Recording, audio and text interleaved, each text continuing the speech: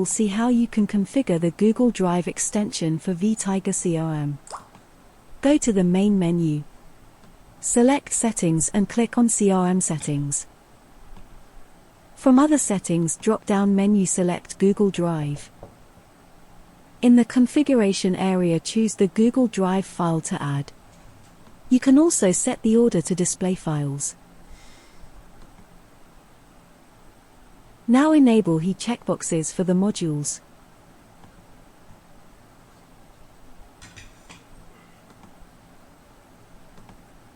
To test the extension, access any module and open a record.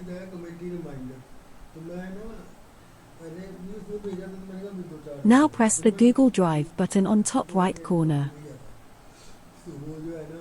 That's it for the video. Thank you for watching.